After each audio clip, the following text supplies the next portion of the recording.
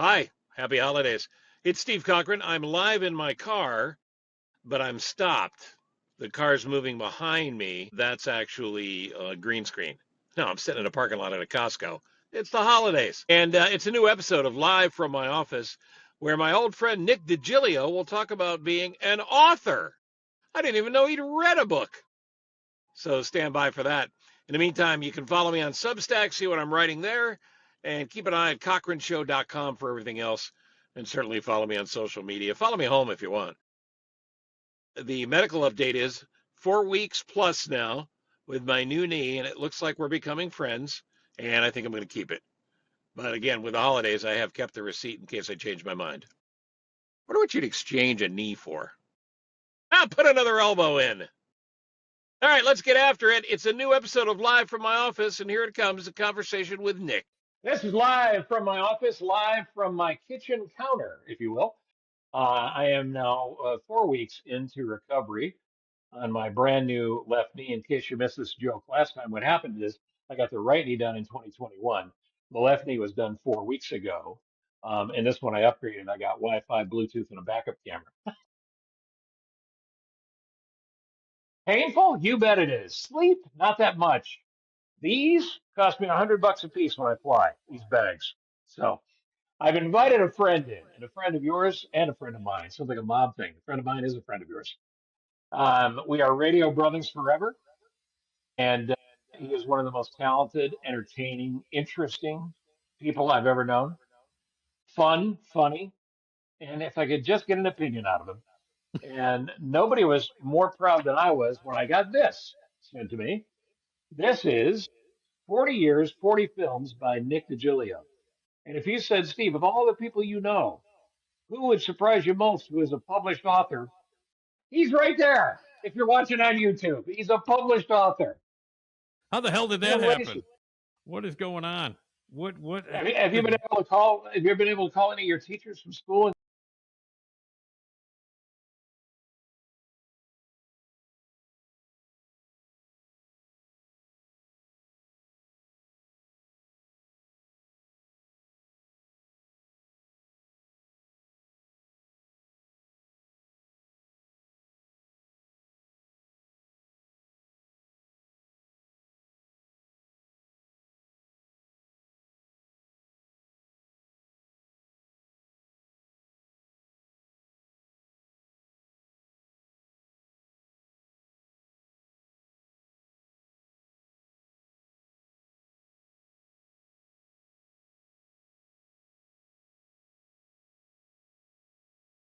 Have you get some Nick and some WGN Radio background along with the movies and the time they came out? So good choice by you.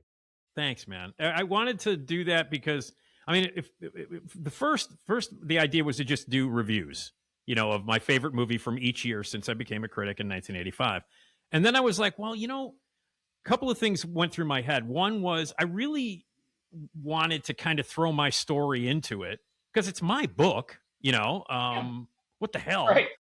But also I thought there are things that were happening in my life when I chose those movies that affected and directly there was a direct reason why I chose those because of the things I was going through. So I thought, there are things like movies that I chose after I got sober. I probably looked at differently than I did if I had not quit drinking. And also I also wanted to say, and then I got to the point where I was like, I want to show that like movie critics are human beings, because some people think, oh, you're a film critic, blah, blah, blah. But the point is, like, if you have a crappy day, and you see a movie, if you're a regular human being and you walk in and see a movie and what you're going through in your life affects how you view that movie. And I wanted to make sure that people knew that film critics were the same thing. Like if we have a lousy week or we're going through something weird or life-changing, it's going to affect how that movie appeals to us in whatever way.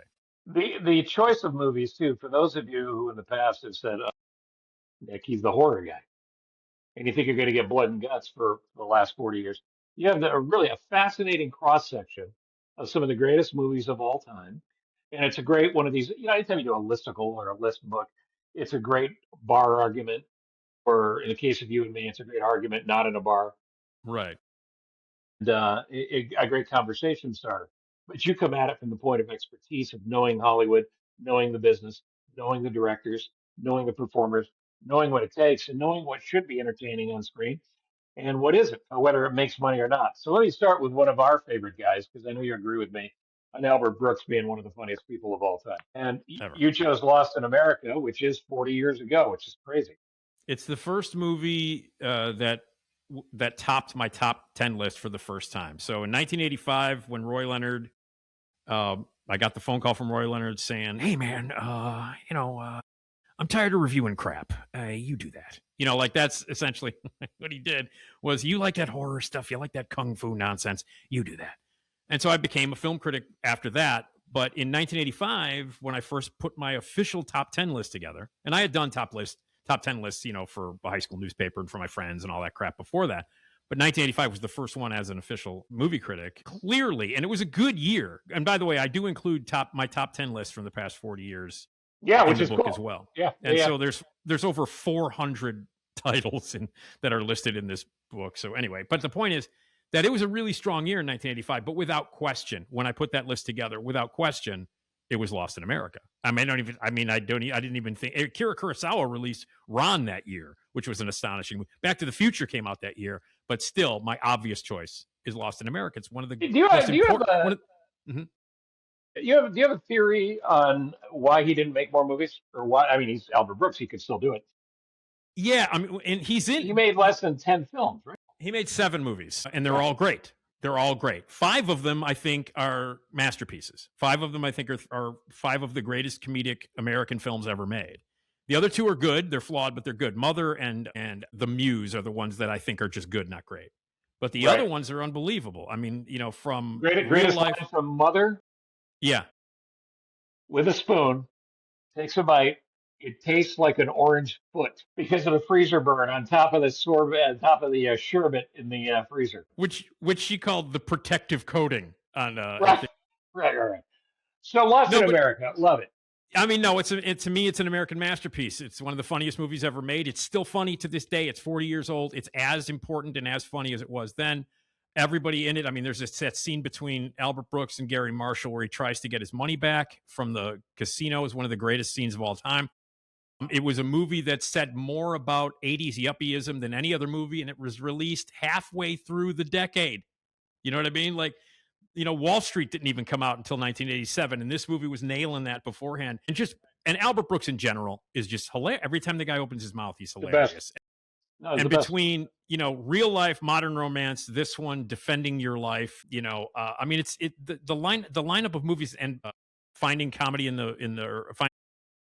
which is a great movie and got usurped because of horrific timing, and world tragedies and terrorism threats. Go back and watch that. It's Looking for Comedy. Sorry, Looking for Comedy in the Muslim. Looking for Comedy, brilliant. But I still think that his if I had to pick a favorite movie, and it's hard because they're all great, but I'm not, Lost in America, and Julie Haggerty is so good in it, and 100%. And she was fantastic. Only 4 or 5 years out of Airplane at that point. Yeah, she was 5. Yeah, I mean, when they shot it 4 years out of Airplane, and of course, the legendary stuff like like the nest egg speech, which is amazing, and all that. But I think my favorite line in the movie, there are so many, it's hard, but it's when they're at the Hoover Dam and the camera kind of just like is following them towards the edge of the dam, and the camera kind of looks over the Hoover Dam, and you hear Albert Brooks go, "Nice dam, huh? Should I jump first or should you?" Right. After she lost the nest egg in Vegas. So let me move to a different genre, Westerns.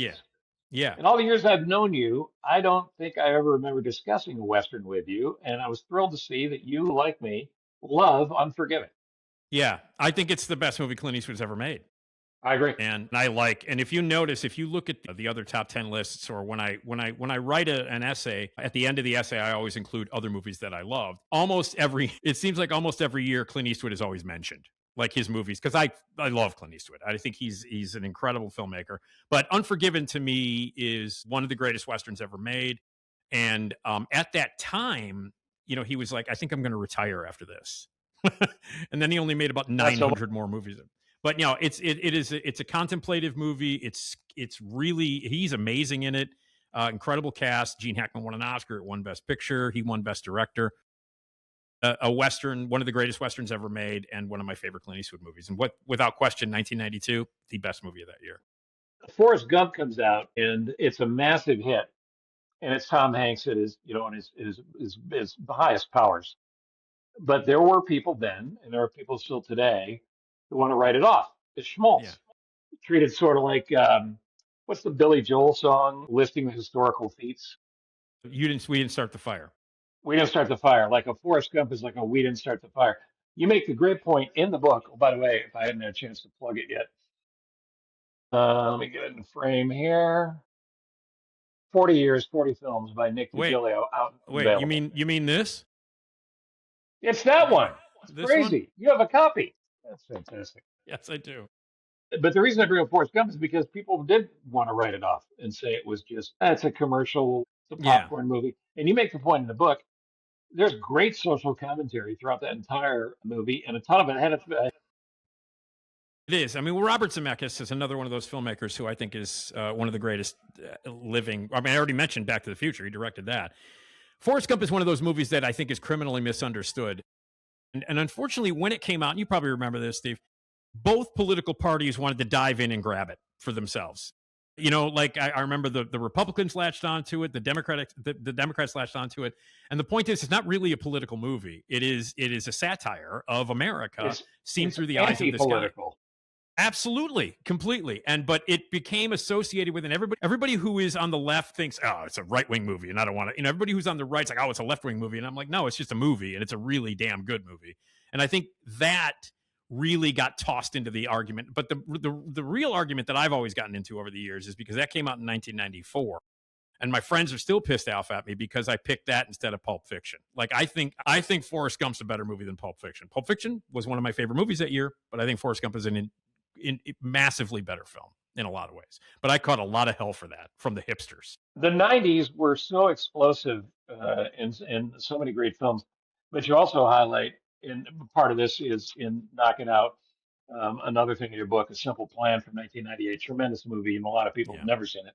Yeah. But the movies that came out in 98, and I'd forgotten this, but Rushmore, Primary Colors, Happiness, The Truman Show, Blade, and then because you're Nick Digilio, you're always going to throw me a curve. Abe, Pig in the City. I love that movie. I love that movie. No, I see, and that's the thing. What's funny is like you were saying, because a lot of people who are now getting this book are like, wait a minute, I thought there would be all blood and guts, and there's a lot of blood and guts that I like in the book. There is, but not all of my number one movies are blood and guts horror movies. In fact, the one specifically from 1987. My top choice in 1987 is this wonderful movie that John Borman made, autobiographical film about when he was a child in London during the Blitz, World War II. And it's called Hope and Glory. And Hope and Glory was my number one movie in 1987. In 1987, a lot of really dark stuff came out in 1987. Near Dark came out in 1987. The Stepfather came out in 1987. An Evil Dead movie came out in 1987. And I chose Hope and Glory, and a lot of people are like, wait a minute, are you what? And they're completely blindsided that I didn't go dark, and I went, uplifting and happy. So that's why some people like Babe. You go, Nick, you liked Babe? Well, it was. I will say this: it was co-written and executive produced by the guy who made the Mad Max movies. So there you go. Now, listen, I love the fact that you like Babe. Let me jump all the way to 2012. This is another Zemeckis film. There's no bigger Denzel Washington fan than me, and partly because we're practically twins. He and I are often for each other. Flight, Denzel Washington. I think maybe his best performance ever. I agree. And again, Robert Zemeckis. And, this was a movie that Robert Zemeckis made. Zemeckis took like a decade-long detour doing stop motion animated feature, capture animation movies like The Polar Express and Beowulf and Christmas Carol. And he hadn't done a live action movie in almost a decade, and he was just messing around with this animation and technology. He's always been fascinated by technology. His first movie back with real human beings, was Flight, which is this incredibly complicated, complex movie about this alcoholic pilot played by Denzel Washington. And it's as dark as it gets and as realistic and as powerful a movie as you'll ever see about addiction. and I think featuring Denzel's best performance. And to come back after experimenting for 10 years in weird computer animation and then making a movie as human as that, I think just goes to show what an incredible filmmaker Zemeckis really is. It's interesting to me too because you and I come at addiction from different sides. I loving about 50 family members who are all addicts. You battling alcohol yourself and Yeah. winning, by the way. Thank Congratulations. you. Yeah, I'm trying. 5 years in this past God October. bless you. God Thanks, bless man. you. My brother Mickey, who you know well, he's Yeah, got very well. 22 coming up on New Year's Day, and he asked me to say hi. Well, tell him I said hi back. He's a great and a really a great inspiring dude. No question about it. So I think about what it was like if you saw Flight after or before, It was because before. before you, yeah, Yeah. and have you gone back and looked at it in the last 5 years? Yeah, well, see, now here's the thing. As you know, I got sober in 2015, and I was sober for 5 years. At that point, should be 10 years. Like I technically should be sober 10 years, but there was a 6-week period after I got fired from WGN in 2020 when I fell off the wagon and drank nothing but Jameson and didn't eat and ended up in the hospital and almost died. So for about 6 weeks in 2020, I fell off the wagon. So it's been like 10 years, but there's that 6-week period. But but anyway, so I got sober in 2015. The first time I got sober was 2015. Flight came out in 2012, and I have seen it. Since I've gotten sober, it's even more powerful. Like, because when I was a That's what I thought drinker, you'd say. I was kind of, as many of alcoholics. I don't want to speak for everybody. For me, I was in denial as to being an alcoholic. People were like, Jesus, you drink a lot, and I'm like, nah, I'm fine. And that is a conversation that happens repeatedly in that film. And when I saw it in 2012, I just like, wow, this is great movie. And then when I saw it afterwards, after 2015, when I got sober, I'm like, holy shit, I didn't really notice this stuff before. But no, it's even better after I've gotten sober. The book, you may want to get a copy, or maybe a few more. You're careless, you'll lose it. So where do they get it, Nick? Oh, you can get it at Eckhart's Press. It's a wonderful boutique Chicago publishing company, Eckhart's, and that's ECKHARTZ, Eckhart'sPress.com. And you can get copies there. And every month, exclusively there. Really wonderful guys. Rick and David, the guys who run the publishing house, are Rick, one of the incredible great guys. radio producers of all time. Rick, yeah, he's an amazing dude, and David's a great guy, and they have been nothing but supportive and incredible, and I couldn't recommend these guys enough as a publishing company. So Eckhart'sPress.com is where you can get it. But I do have monthly screenings at the Lake Theater in Oak Park. Right. The second Wednesday of each month, I host screenings, and I bring books with me now, and I sell them and sign them for you. I'd be happy to sign them for you too. But yeah, that's the second. I assume when you're doing the screenings, the questions that come up in some case get repetitive, but there's probably new questions all the time. Is there one that jumps out? You go, well, I didn't see that coming. Well, in terms of what questions about? Questions from the audience, either about the movie you just saw or in general. Yeah, no, I just showed Batman Returns. Okay. Which was my last one. The last screening was last week, and that is a great Batman movie with Michael Keaton, and that's the one that features Michelle Pfeiffer as Catwoman and Danny DeVito as the Penguin. And I also like it as a Christmas movie. And one of the responses that I got from the audience was, "I thought Annette Bening played Catwoman." And I went, "Oh, good, yeah." I don't know if you watched the movie, but that wasn't Annette Bening. That was Michelle Pfeiffer. Just in case you slept through the movie, Missed there. it by that much. Last I had this conversation with you, it certainly goes for 40 years, 40 films, because you talk about this movie in there. Your all-time favorite movie was a Paul Thomas Anderson movie called Magnolia. Yeah. Still the case? Oh, yeah. Yeah, it is. And obviously a very divisive movie. People either love it or they hate it. And when I saw it, I was just so completely blown away by just the chutzpah it has. And it's long. It's everything about it is big and operatic and over the top. And it's got an all-star cast, and it tells a whole bunch of crisscrossing stories of a bunch of people in LA over the course of a couple of days. And it's Tom Cruise and, William H. Macy, Julianne Moore, Philip Seymour Hoffman, Philip Baker Hall, all telling this beautiful story that's written and directed by Paul Thomas Anderson, who, by the way, wrote and directed the best movie of this year, One Battle After Another, which is an incredible... Oh, yeah, which I've not seen. Oh, my God. It's by far the best movie of the year. But this movie spoke to me, and it gets weird. There's great songs by Amy Mann that are used in it. There's a moment in the movie where it kind of turns into a musical where every character starts singing along with this Amy Mann song called Wise Up. And that's where people go, huh? and then frogs fall from the sky. And at that point, people go, I'm out. I don't know what the hell's happening. Yeah, and But by the way, with the AI threat that's out there, if they did it again as a sequel, would those frogs get work or would they be AI? We don't know. We don't know. I don't know. But yeah, I mean, it's a big, kind of a crazy film. But for some reason, it speaks to me in my brain and in my heart, and it overwhelms me every time I watch it. And he's my favorite. He's currently my favorite filmmaker in Magnolia. I was really pleased that I got to write about my favorite movie of all time in this book too, because it means a lot. It's a movie that And a movie Paul that means a Thomas lot. Anderson, you and I have strong Saturday Night Live ties, and Paul Thomas Anderson's married to who? Maya Rudolph. Yeah, Maya Rudolph. Yeah, it was That's great. got to be a fun house. It's got to be, right? And they've got like 900 kids. Remember that? Remember a period of time when it seemed like for about 5 years straight or 6 years straight, Maya Rudolph was pregnant all the time. Yeah, right. But yeah, You go, no, hey, Magnolia. It was a pleasure to write about. Get a hobby. Leave your wife alone for 10 Exactly. minutes. I remember seeing a. You know how they have those stickers on the back of cars in the back window, where it's like a stick figure with like mother, dad, and then like kids and a dog. You've seen those, right? Okay, well, there was one sticking. I was walking past a car. It was parked on the side on the street, and I'm walking past it, and I looked at the back, and it was like mother, father, kid, baby, kid, dog, and then someone wrote in the dust that had accumulated on the back window, wrote, "Get off of her." Oh yeah. Well, if it's true, it's right. Yeah, exactly.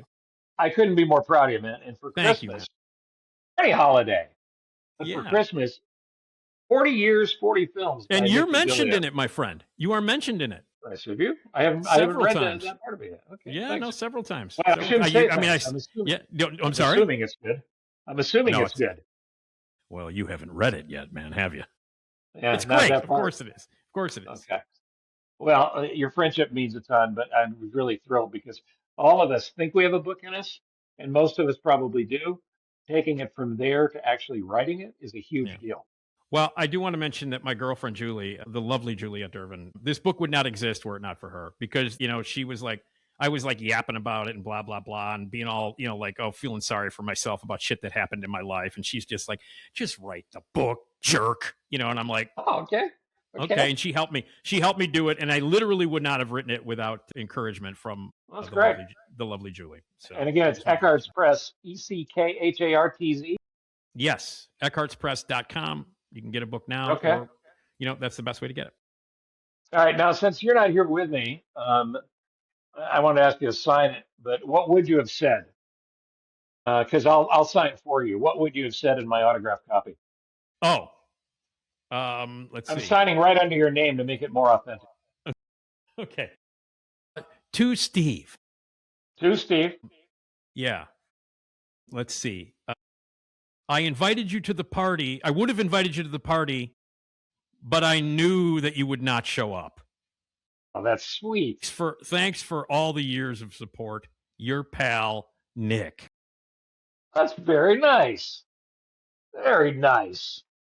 By the way, I think I've mentioned this to you in the past, but Dave Barry, one of the funniest humans on the planet, maybe the greatest book inscription ever. Oh, okay. He was in to our radio station, WGN, because it's always going to be our radio station.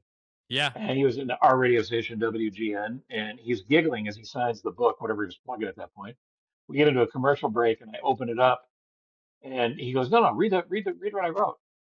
So I go to the title page, and I read it, and it says, "Steve, fuck you, Dave Barry." Thanks, buddy. So that's the best. That is I have to write that in some of these. From now on, if I sign a book, that's what I'm signing it.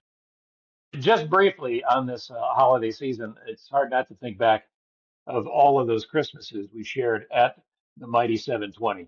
Yeah. And regardless of what that place has developed into or developed out of, it'll always be the greatest radio station on the planet. Yep. The time we had together there and the time we did our shows there was tremendous. The relationships we had. And I would put our A line up against anybody that ever did it in front of a microphone. Yeah. So for everybody listening now who has any connection to WGN, thank you for the past. Thank you for all the support. And I hope you have fond memories of WGN Christmases as well. Yeah. And now go get Nick's book. Now, one of my favorite WGN specific Christmas memories is that when they would decorate the showcase studio on Michigan Avenue there, which now I think is like a perfume shop or something, which is terrifying. Nice. But anyway, when they would do that, they would have like a fake fireplace, and it looked like Santa was coming down. But it looked as though, from the way it was set up, it looked as though Santa hung himself in the fireplace. That's what I always thought, because his feet were dead. And I remember pointing it out to everybody whenever everybody was like, "Look at Santa hung himself in our chimney." I don't know what. Not great for the kids. No, not great at all. And I do want to mention really quickly, since you mentioned WGN, the book is dedicated to Roy Leonard, and I did want to mention that. You want to talk about a book that wouldn't exist? My career wouldn't exist without Roy, and the great Roy Leonard, the greatest broadcaster, one of the greatest people that's ever walked the face of the earth. I would not be here being interviewed right now. I wouldn't have had a radio show. I wouldn't have had a podcast. I wouldn't have had anything. I wouldn't have had this book without Roy Leonard, and I dedicated it to him.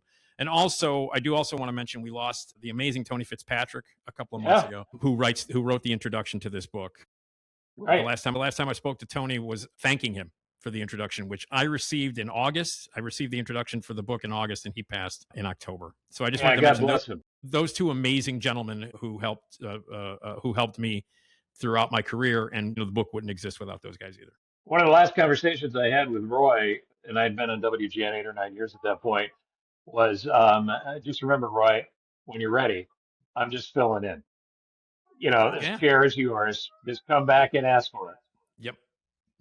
That's what it all feels like. That's what it always feels like. At some point, I think Roy's going to come back and just go, listen, man, I'm going to take over now. Okay, dude, it's all yours because you're the best ever. Buddy, I love you. Congratulations on the book. Thanks, man. Thank you. Get it for Christmas. Get 2 or 3 copies. 40 years, 40 films. It's hard not to like him. And I think you're really going to like that book. I hope you get it and get it, as I said, a few copies. In the meantime, thank you, Ross Cochran. Another fine job of producing Live from My Office and Anything But Politics. Ross and I are going to appear. It's going to become a casual annual tradition where he and I will appear together on Live from My Office in a few days for a little bit of a year-end recap, holiday situation, and looking forward to 2026 kind of thing.